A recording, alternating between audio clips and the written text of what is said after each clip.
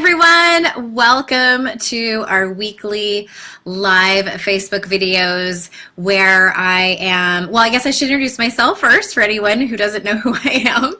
I'm Andrea Owen, and I am the founder of Your Kick-Ass Life, the website, yourkickasslife.com, and I am a life coach. I help high-achieving women who struggle with things like negative self-talk and numbing out and perfectionism.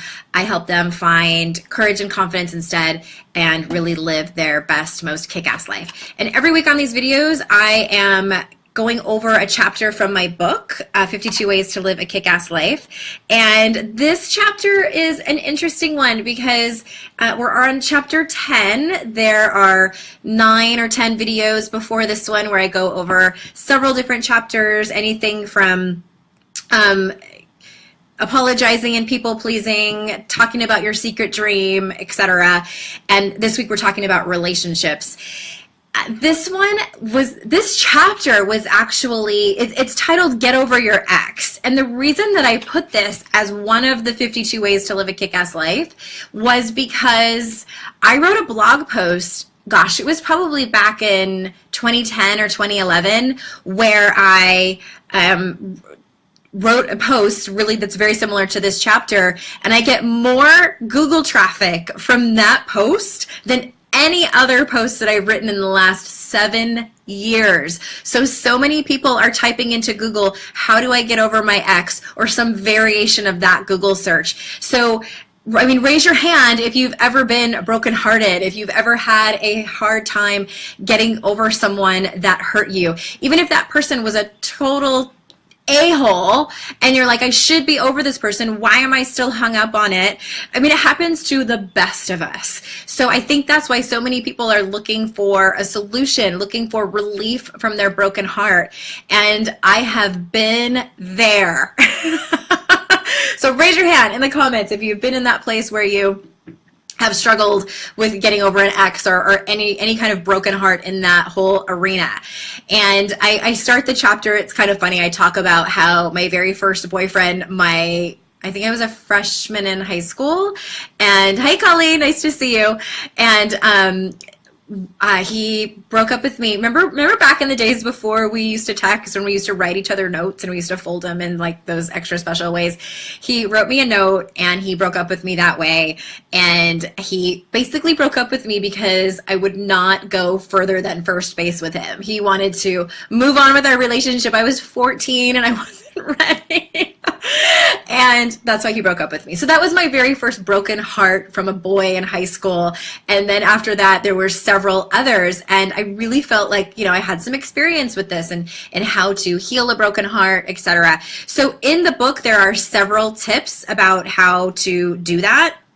And I want to just, for the sake of this video, point out a couple of them that I have found to be very, very helpful. Some of you may know my story. I went through a very egregious divorce about 11 years ago. And so, 11 years out, I feel like I can really pinpoint the ones that are really important on how to heal that broken heart of yours. Okay. So one of them is giving yourself enough time to grieve. I remember I might have been several months in, or maybe even longer, and I had a dream about my ex-husband. And in this dream, we were back together and we were happy again, and I was so angry. I was just like, no, why would my body and my mind do that to me? Why would I have this dream about this? And so my therapist said to me, that's why they call it a grief cycle. They call it a grief process because it is a process, one that you might be going through for years. And there was a part of me, honestly, that was a little bit pissed off to hear that. I wanted the grief process, like I could accept the grief process, but only if, it went in order and there was like a start line and a finish line. Like I wanted there to be some kind of like, okay, I'm done. Complete. And that's really not how that's not how it's gone. Sorry. And trust me, I'm the maddest about it of all. But really, it is a cycle that can keep coming back for years to come. And so here's the thing that I want to point out that I think was the most important to help me through not only the grief, but accepting that it was a process and a cycle was just that, accepting it and knowing that it didn't mean anything. Knowing that it didn't mean I was dishonoring current relationship, or that I wanted to get back together, or that maybe we shouldn't have broke up at all. It didn't mean any of that. It just meant that my body and my mind were doing its job and trying to heal, and that I had to surrender to that. I didn't really have a whole lot of control over that. So once I started to accept that and surrender, like, okay, I might have dreams, I might have memories that pop up, I might get triggered about things, in my current relationship that remind me of that and make me freak out. Like, that's all the normal part of grieving a broken heart. That's all just completely how the experience works. And so again, like, once I surrendered to that, I felt like the process and the healing process kind of got its legs and started to go a little bit faster. And another point that I wanted to kind of pull out of the book is to, let's see, there's so many, but, and then this is one of those tips where if you are raw in your experience, this might be something like you might want to punch me in the face when you hear me say it, but it's really looking at the experience as a gift. So tell me in the comments, whether you're watching this live or you're watching the replay, what did you learn from your former relationship? This could be a friendship, or it could be a romantic relationship. If it ended well, or if it ended not so well, what is the thing that you learned from that relationship?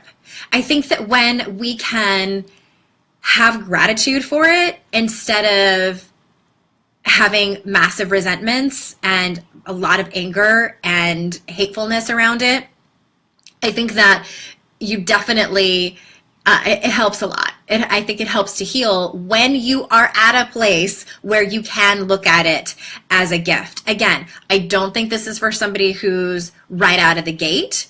And I think that the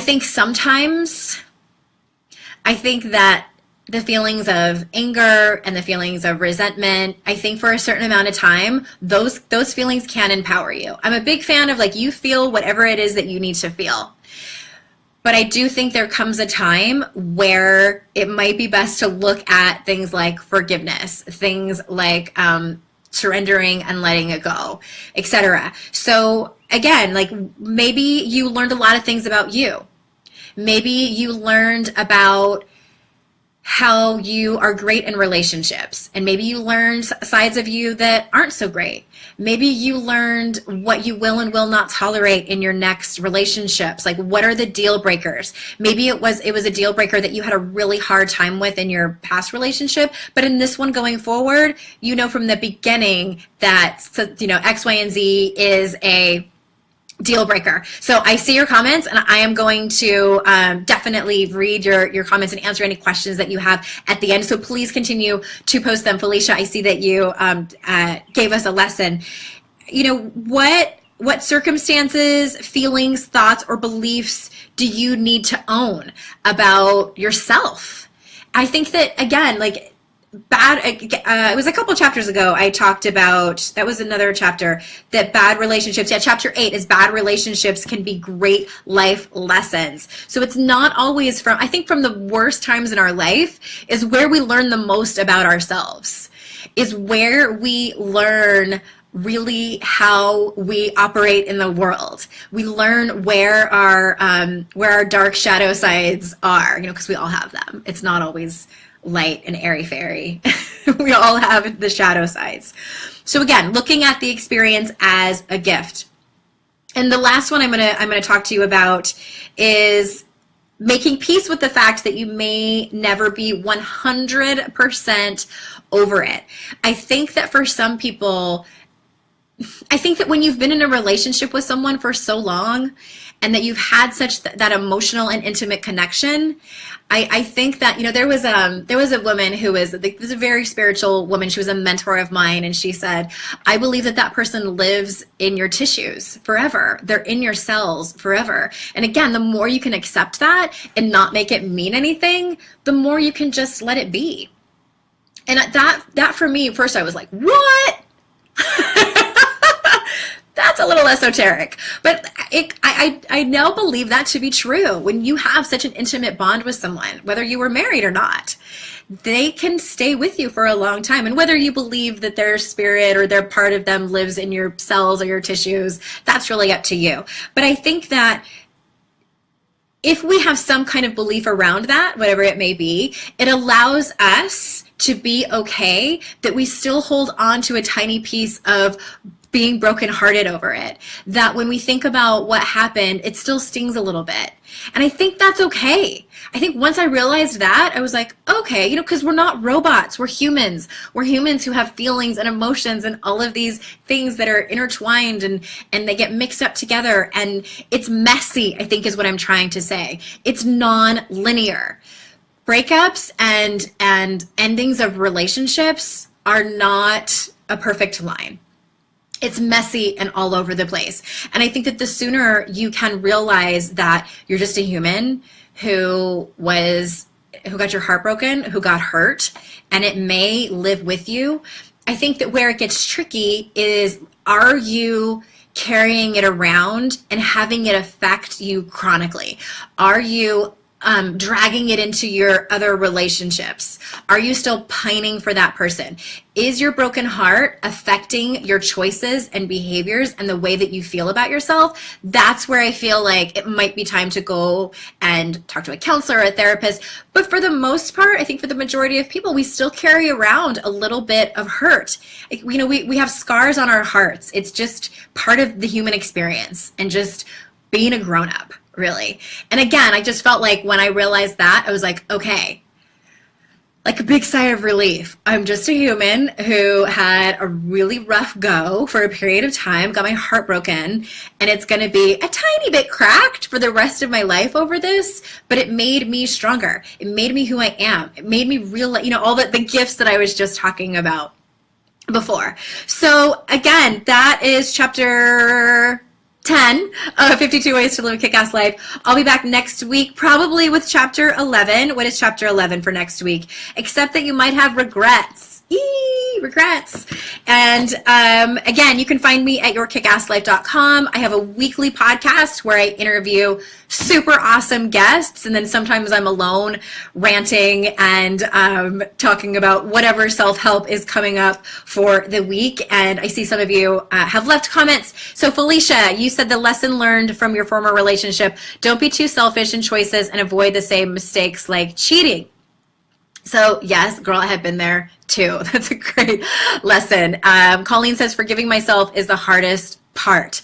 Have we talked about forgiving yet here on Facebook Lives?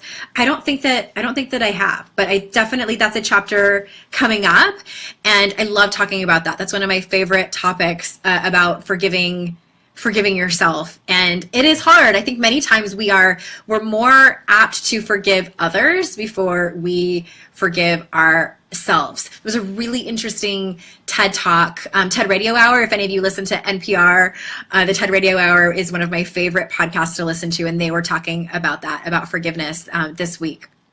Felicia, you said, I'm a better best friend or hookup than a girlfriend or romantic partner.